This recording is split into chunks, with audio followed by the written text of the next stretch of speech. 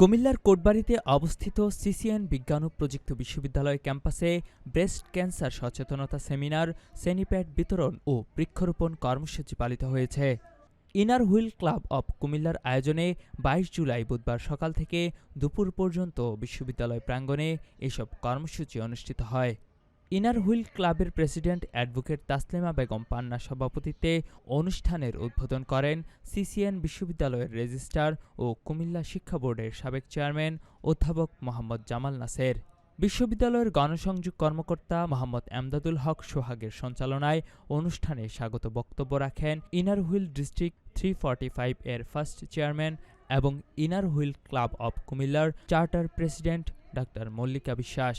সেমিনারে মূল বক্তা হিসেবে ব্রেস্ট ক্যান্সারের কারণ, লক্ষণ, চিকিৎসা, প্রতিকার ও করণীয় সহ বাংলাদেশ ও বিশ্বের সার্বিক প্রেক্ষাপট নিয়ে পাওয়ার পয়েন্ট প্রেজেন্টেশন উপস্থাপন করেন কুমিল্লা অঞ্চলের প্রথম নারী ব্রেস্ট সার্জন ডাক্তার কাজী ইসরাত জাহান।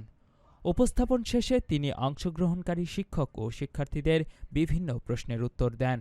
অনুষ্ঠানে ইনার হুইল ক্লাবের immediate first president Jesmin Sultana, first president Shahin Akter, বিশ্ববিদ্যালয়ের গণিত বিভাগের চেয়ারম্যান নুসরাত হাশমি মিথিলাসহ অন্যান্য শিক্ষক, শিক্ষার্থী ও কর্মকর্তাবৃন্দ উপস্থিত ছিলেন।